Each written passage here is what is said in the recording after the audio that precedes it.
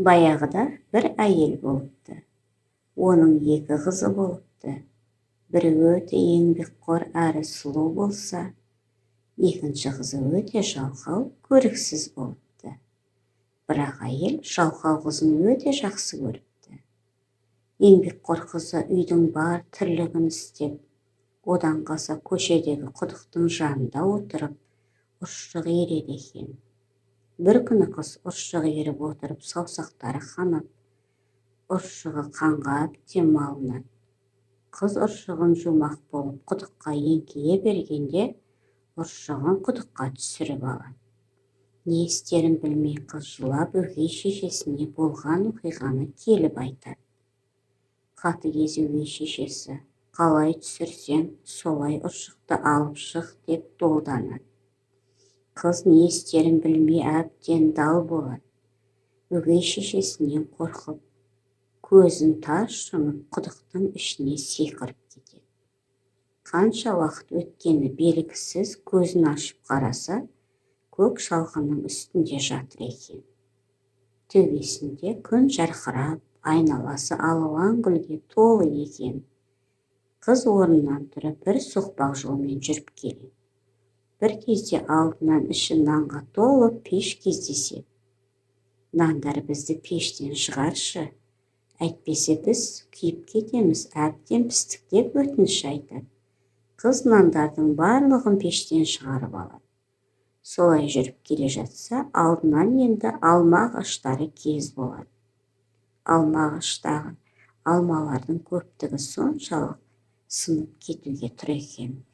Сонда алма ағашы: «Мені сілкілеп жіберші, алмаларым әбден пісті» деп өтінеді. Алма ағашты сілкілегені сол еді, барлығы топ-топ етіп жерге түсе бастайды.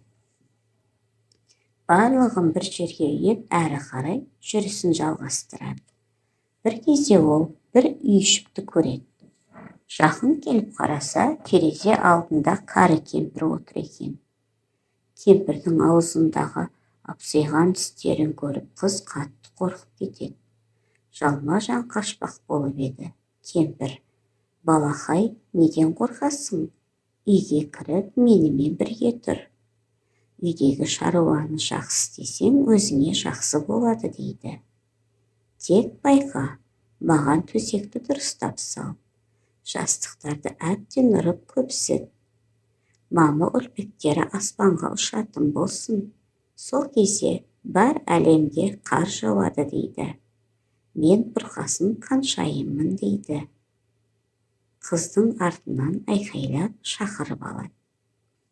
Кемпірдің дауысы жұмсақ естілген соң, қыздың жүрегі орнына түсіп, кемпірдің қасында қалып шаруасын атқаруға кіріседі.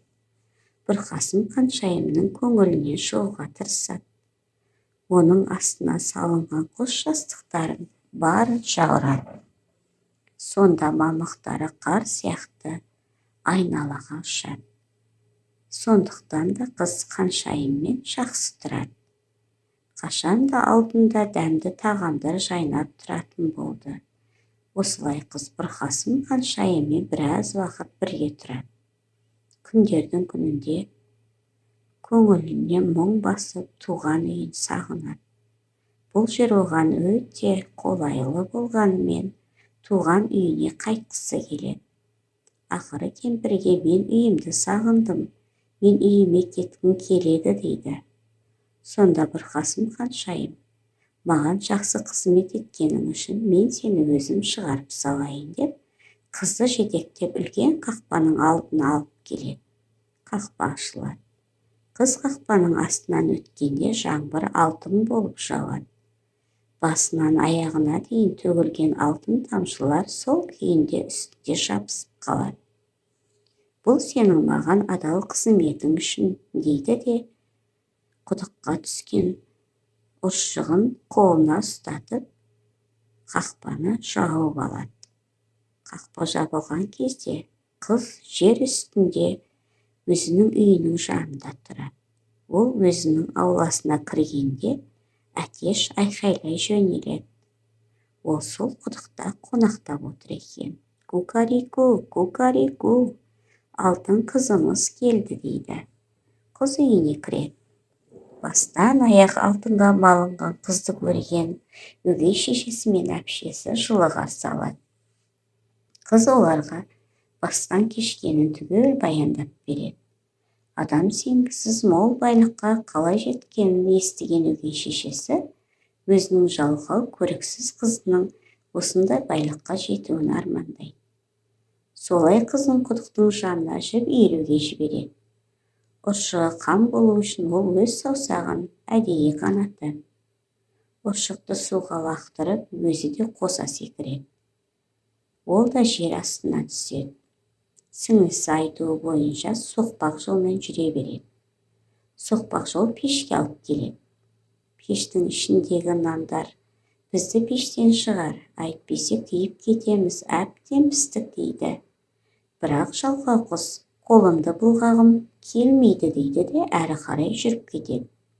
Енді алдынан алма ағашы кездеседі.